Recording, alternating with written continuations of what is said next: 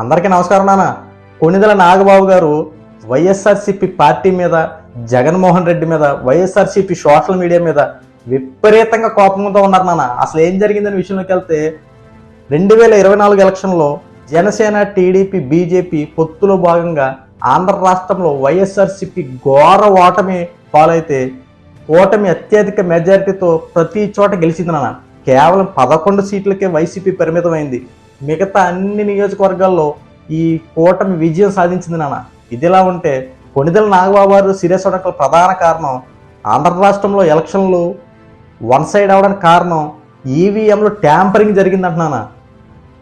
ఈవీఎంలు ట్యాంపరింగ్ చేశారు, అందుకే కూటమి విజయం సాధించింది. నరేంద్ర మోడీ, జనసేన అధినేత పవన్ కళ్యాణ్, టీడీపీ అధినేత చంద్రబాబు నాయుడు వీళ్ళందరూ కుమ్మక్కైపోయి ఈవీఎం మిషన్లు ట్యాంపరింగ్ చేసి ఈవీఎం మిషన్లు మొత్తం ఓట్లన్నీ టీడీపీకి పడేలా చేసుకొని విజయంలోకి వచ్చారంటూ సోషల్ మీడియాలో తెగ హల్చల్ చేస్తున్నారు నాన్న.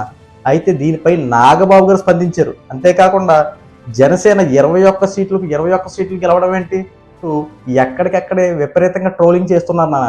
దీనిపై నాగబాబు గారు సూటిగా స్పందించారు. జగన్మోహన్ రెడ్డి ప్రభుత్వంలో ప్రజాధనాన్నంత దుర్వినియోగం చేసి ప్రజలకు అది చేసేసాం, ఇది చేసేసాం, అంత డబ్బులు పంచాం, ఇంత డబ్బులు పంచామని చెప్పి ప్రజలను మభ్య పెట్టారు. కానీ ప్రజలు మాత్రం కూటమిపై మొగ్గు చూపారు. ఎందుకంటే వైఎస్ జగన్మోహన్ రెడ్డి పథకాల పేరుతో ప్రజల దగ్గర ఉన్న సొమ్మును దోచుకుంటున్నాడన్న విషయం ప్రజలు గ్రహించారని చెప్పి నాగబాబు గారు మాట్లాడారు. కూటమి మీద ప్రజలకు నమ్మకం ఉంది కాబట్టి ప్రతి ఒక్కరు కూటమి వైపు మొగ్గు చూపారు. అంతే తప్ప మేము అది ఆశ చూపించి, ఇది ఆశ చూపించి, అలా చేస్తాం, ఇలా చేస్తామని చెప్పి ప్రలోభ పెట్టల. ఎందుకంటే ప్రజలకు మంచి జరుగుతుందని ఒకే ఒక నమ్మకంతో కూటమి వైపు చూశారు. జగన్మోహన్ రెడ్డి అరాచకాలను తట్టుకోలేక, జగన్మోహన్ రెడ్డి పరిపాలన తట్టుకోలేక ప్రజలందరూ ఏక నిర్ణయం తీసుకుని కూటమి వైపు తిరిగారు.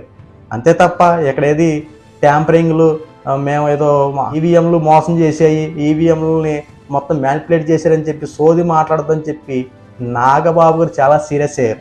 అంతేకాకుండా పవన్ కళ్యాణ్ మీద ఎవరైనా వాగుడు గనక వాగితే ఊరుకునేది లేదు. నిన్నటి వరకు మీ ప్రభుత్వంలో ఇష్టానుసారంగా వాగారు, ఇప్పుడు ప్రభుత్వం మారింది.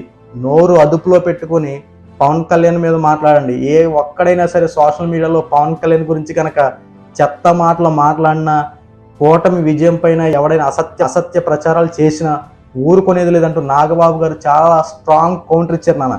నాగబాబు గారు మాట్లాడిన మాటలపై సోషల్ మీడియాలో కూటమి విజయంపై మీ అభిప్రాయాన్ని కామెంట్ రూపంలో తెలియజేయండి నాన్న. మరిన్ని అప్డేట్స్ కోసం మన ఛానల్ సబ్స్క్రైబ్ చేసుకోండి.